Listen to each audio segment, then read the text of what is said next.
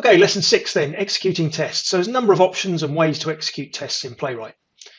If we come over to our Playwright project, when we're in the Explorer view, you'll see your individual tests within your test specifications can be executed by pressing the Run Tests button on the left-hand side. If you've created a new test or you've edited a test, you won't see that button. You'll need to come into the Test Explorer view and you'll need to do the Refresh Tests.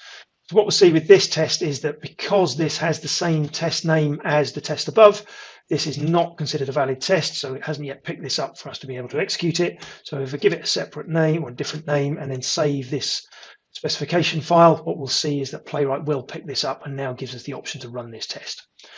So as well as running from the actual code editor itself, you can run from the Test Explorer view. You can run all of the tests in all of the test specs in this directory with that button.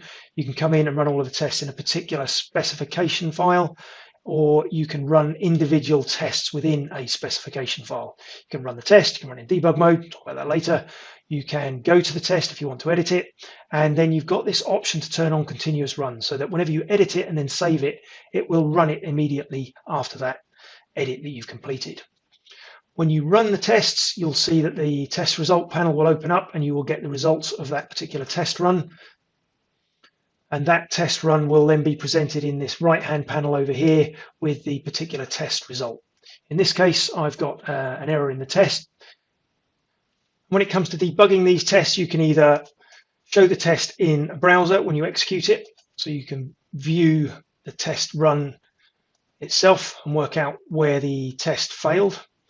Or you can use the trace viewer tool as well within Playwright. So when you run a test, you will get the trace viewer, which visually shows you the recording of the test execution. So you can come in and you can see, using a trace viewer, all of the steps within the test. So you can look at the before hooks, which we'll talk about later, after hooks. You can look at the steps and investigate the actual code that was used to run that step.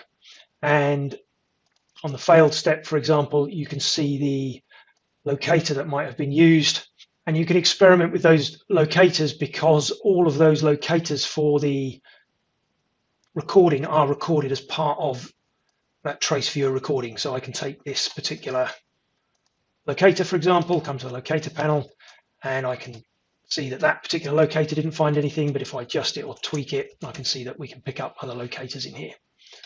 So there's lots of useful tools within the trace viewer, which we'll talk about in a lesson in its own right later on, but suffice to say you can come through, step through all of the test steps in your script and visually see where any errors might have cropped up in those particular test steps.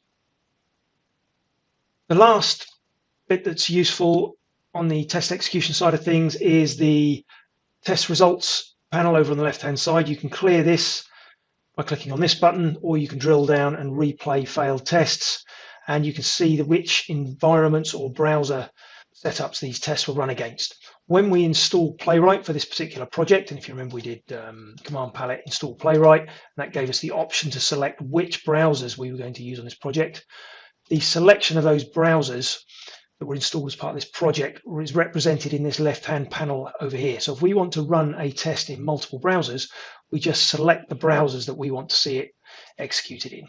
Come back and run one of these tests that passes, maybe just a has title, and I've got both projects or browsers selected here. You'll see that we've got individual options to run against individual browsers, or I can run this single test against both browsers. So if I run that has title test, we'll see run against Chrome, and then we'll see the run against Firefox. And both of those tests then we'll see the test results. So we had one test, 2 runs, so there was 2 passes, and if we view the test log over on the left hand side, we can see that run and both runs against each browser type.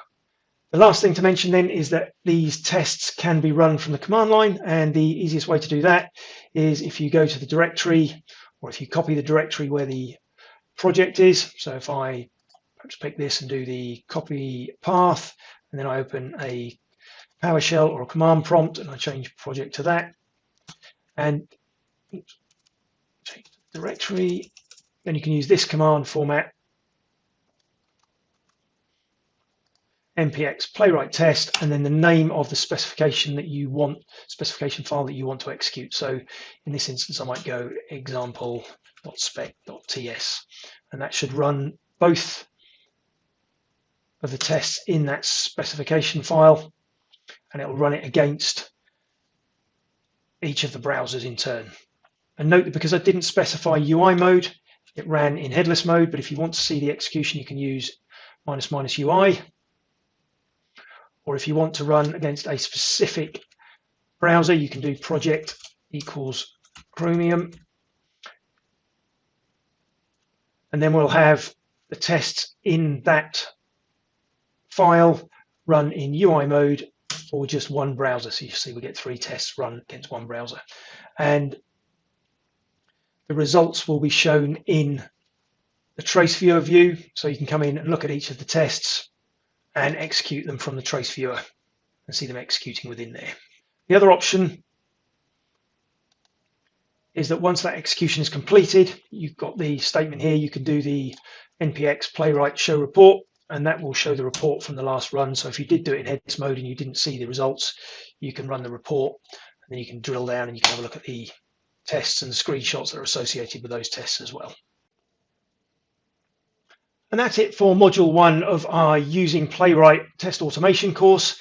In the next modules to come, we'll be drilling into detail about how to write tests, the structure of those tests, how to use Visual Studio Code and all of the toolkit within Visual Studio Code to execute and maintain those tests. We'll also be looking at the inspector, we'll be looking at debugging, and looking more at inspectors and the structure of the code that we'll use to write those tests. So more to follow soon in modules 2, 3, 4, and 5, in which we'll look at Playwright in a lot more detail.